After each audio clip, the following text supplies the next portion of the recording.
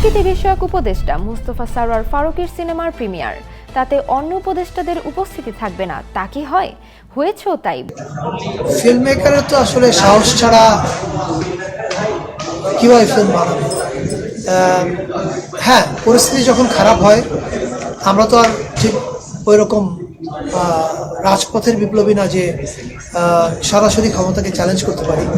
তবে ফিল্ম মেকাররা ক্ষমতাকে চ্যালেঞ্জ করতে পারে তার কাজের মধ্যে দিয়ে।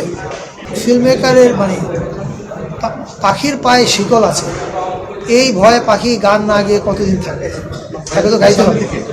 ফলে আমি মনে করছি ক্যামেরার দিকে তাকাবেন। ফলে আমি আচ্ছা ও তাহলে তো ওখান থেকে প্রশ্ন করছি।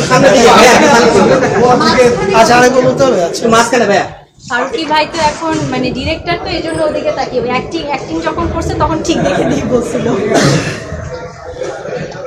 না, সেন্সর বোর্ডে আটকে যাওয়ার ভয় তো ছিলই, কিন্তু পাখির পায়ে শিকল থাকলে পাখি শিকলের ভয়ে কতদিন গান না গায়, একসময় তাকে গান গাইতে হবে। ফলে আমিও ভেবেছি যে লেট মি ট্রাই, আমি যেটা বলতে চাই সেটা বলার চেষ্টা করি। তারপরে কি হবে, একটা ছবি আটকে আছে, আরেকটা আটকাবে, না হয় একসময় ছবি ফিল্ম বানানোই ছেড়ে দিতে হবে। কিন্তু যতক্ষণ ফিল্ম বানানো ছেড়ে দিতে হচ্ছে না, ততক্ষণ আমি যেটা বানাতে চাই সেটাই বানানো উচিত। এই রিলেটেড প্রশ্ন, সিনেমা রিলেটেড প্রশ্ন আমাদের জন্য নেক্সট।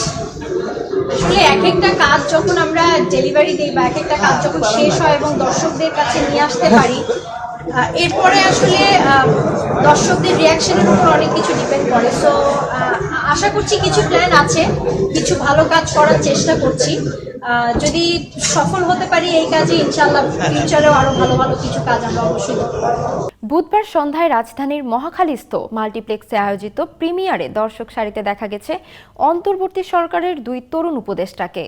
তথ্য ও সম্প্রচার উপদেষ্টা নাহিদ ইসলাম এবং স্থানীয় সরকার পল্লী উন্নয়ন ও সমবায় উপদেষ্টা আসিফ মাহমুদ সজীব ভুইয়া। দুজনেই পুরো সিনেমাটি মনোযোগ দিয়ে দেখেছেন। শো শুরুর আগে সিনেমাটি নিয়ে কথা বলেছেন দুই উপদেষ্টা। স্থানীয় সরকার পল্লী উন্নয়ন ও সমবায় উপদেষ্টা আসিফ মাহমুদ সজীব ভুইয়া বলেন, শুরু থেকেই আমাদের লড়াই চলছিল, আমরা সবেমাত্র সে লড়াইয়ে একটা ধাপ পার করলাম। মাঠের লড়াইটা সাময়িক সময়ের, কিন্তু যেটা দীর্ঘমেয়াদী ও সার্বজনীন লড়াই সেটা হলো সংস্কৃতির লড়াই। এই লড়াইটা ফারুকী ভাইরা আগে থেকেই করে আসছিলেন। আশা করি তার এই সিনেমাটি পূর্বের 420 নাটকের চেয়ে বেশি সাড়া জাগাবে। আমাদের আগামীর সার্বজনীন সাংস্কৃতিক লড়াইয়ে ফারুকী ভাই আরও অবদান রাখবে। এদিকে তথ্য ও সম্প্রচার উপদেষ্টা নাহিদ ইসলাম বলেন, একজন শিল্পী, নির্মাতা, সাহিত্যিক সমাজের বাস্তবতা তুলে ধরবেন, কিন্তু বিগত সরকারের আমলে আমাদের শিল্পী, সাহিত্যিক বা আমাদের নির্মাতারা অনেক সময় অনেক বিষয় তুলে আনতে পারেনি। এখন আমাদের সময় সেই কথাগুলো বলার, সেই কাজটাই করেছেন ফারুকী ভাই। আমরা রাজনৈতিক একটা লড়াইয়ের মাধ্যমে এসেছি, সেই লড়াইটা এখনো চলমান। যারা সংস্কৃতির সঙ্গে জড়িত আছেন তাদের কাছে আমাদের আহ্বান, সিনেমার মাধ্যমে সমাজের প্রসিদ্ধ বিষয়গুলো তুলে আনার চেষ্টা করুন। এদিন প্রিমিয়ার শোতে আরও ছিলেন 480 সিনেমার অভিনেতা নাসির উদ্দিন খান, ফজলুর রহমান বাবু, বিজরি বরকতুল্লাহ, নাদের চৌধুরী, শাহরিয়ার নাজিম জয়, জাকিয়া বাড়ি মম ও প্রান্তর দস্তিদার। অন্যদের মধ্যে উপস্থিত ছিলেন নির্মাতা রায়হান রাফি, মোহাম্মদ মোস্তফা কামাল রাজ, শঙ্খ দাশগুপ্ত, অভিনেত্রী তাসনিয়া ফারিন, কণ্ঠশিল্পী দিলশাদ নাহার কণা, জেফার রহমান সহ অনেকে।